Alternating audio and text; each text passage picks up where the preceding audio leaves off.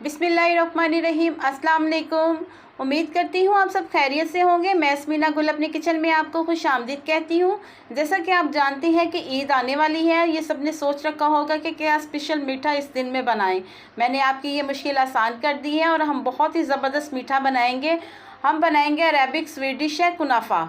इसको बनाना नहायत ही आसान है और ये बहुत ही ज़बरदस्त क्रीमी कुनाफा रेडी होता है। ईद के दिन स्वीट डिश तो हर घर में बनती है, आप इसको ईद के दिन ज़रूर ट्राई कीजिएगा। अगर आपको मेरी वीडियो अच्छी लगी तो इसको ज़्यादा से ज़्यादा शेयर भी कीजिएगा। और अगर मेरे चैनल पर आप नए हैं तो मेरे प्लीज़ चैनल को सब्सक्राइब कर लें। और आए चलते हैं इस ज़बरदस्त सी रेसिपी को बनाने की तरफ। मार्केट में इस तरह का पैकेट मिल जाता है। मैंने 200 ग्राम ली है सेवइयाँ। 100 ग्राम का पैकेट होता है। टोटल मैंने 2 पैकेट लिए हैं सेवइयों के। इनको इस तरह से मसल के बारीक कर लिए। अब इनको हाथों की मदद से छोटा छोटा बारीक हम कर लेते हैं।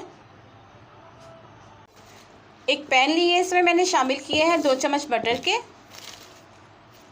2 चम्मच बटर लिए, इसको हम मेल्ट कर लेंगे।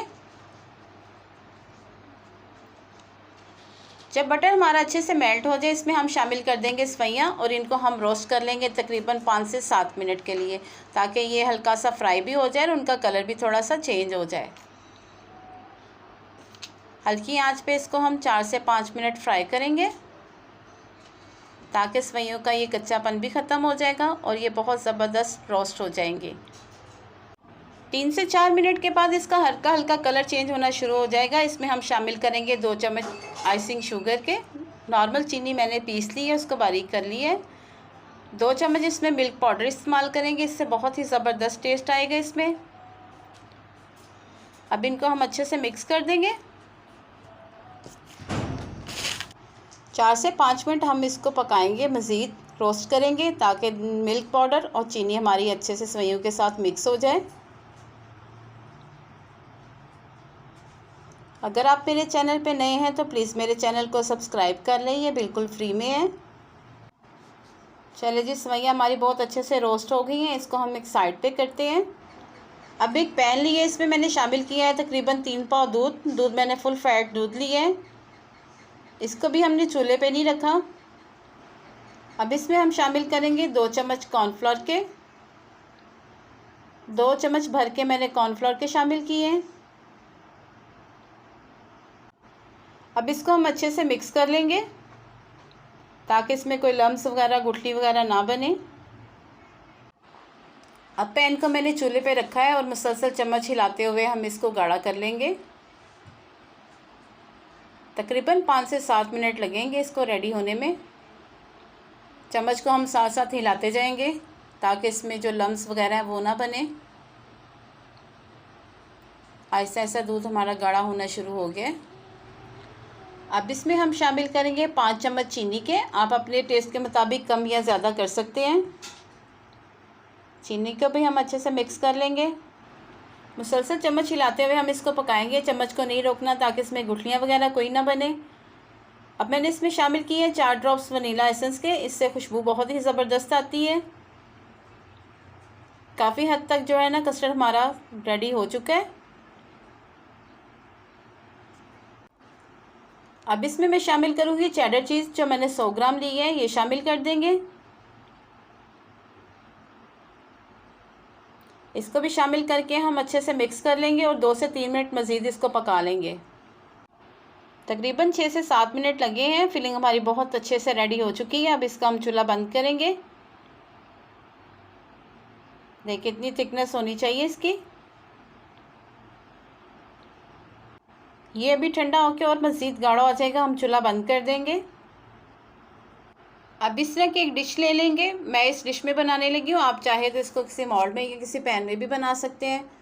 जो हमने सेवइयाँ बना के रखी हुई थी, फर्स्ट लेयर जो है ना हम सेवइयों की लगाएंगे। इस तरह से फर्स्ट लेयर जो है ना हम सेवइयों की लगाएंगे, अच्छी तरह नीचे बिछा देंगे। अब इस तरह से किसी कटोरी की मदद से, आप कोई गिलास भी ले सकते हैं, स्पैचुला की मदद से भी इसको अच्छे से हम प्रेस करेंगे। आप किसी भी चीज़ का इस्तेमाल कर सकते हैं, मैंने कटोरी का इस्तेमाल किया है। इस तरह से हम इसको दबाते हुए अच्छी तरह प्रेस कर लेंगे। इसी तरह से हमने सारा अच्छे से प्रेस कर लिया है। अब इस पे हम लगाएंगे सेकंड लेयर जो हमने कस्टर्ड तैयार किया है कॉर्नफ्लोर वाला।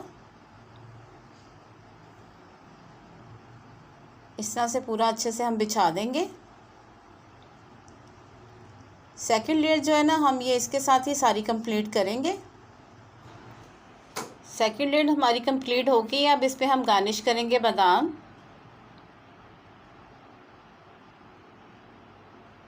इस तरह से सारे बादाम गार्निश करेंगे। थोड़ा सा पिस्ता। अब जो बाकी सवैयाँ बची हैं इसको हम इस तरह से पूरा फिल कर देंगे।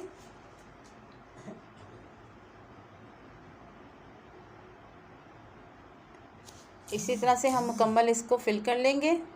अब किसी स्पैचुला की मदद से इसको हम बराबर कर लेंगे ताकि बिल्कुल इक्वल रहे।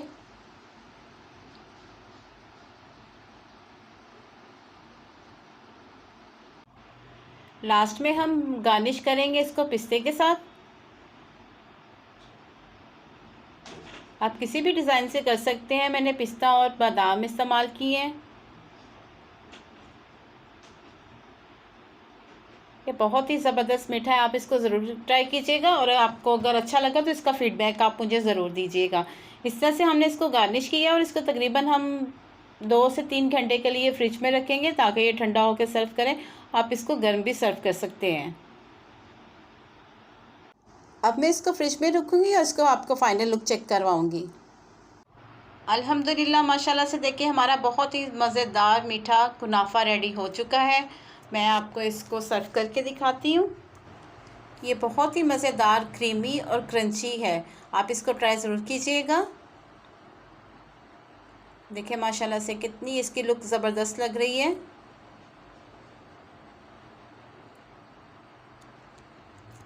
उम्मीद करती हूँ आपको मेरी रेसिपी पसंद आई होगी। अगर आपको मेरी रेसिपी पसंद आई इसको लाइक, शेयर और सब्सक्राइब ज़रूर कीजिएगा और साथ लगे बेल आइकन के बटन को ज़रूर प्रेस कीजिएगा ताकि मेरी हर आने वाली वीडियो का नोटिफिकेशन सबसे पहले आप तक पहुँच सके। अल्लाह पाक हम सबको अपने हिफ्ज़ ईमान में रखे और अल्लाह पाक हमारे रिज़्क़ में बहुत बहुत इजाफ़ा दे। मुझे अपनी दुआओं में याद रखिएगा। मैं आपको अपनी दुआओं में याद रखूँगी। आपको अगर मेरी रेसिपी अच्छी लगी तो इसको ज़्यादा से ज़्यादा शेयर कीजिएगा और मुझे दे इजाज़त। मिलते हैं अगली मज़ेदार रेसिपी के साथ। अल्लाह हाफिज़।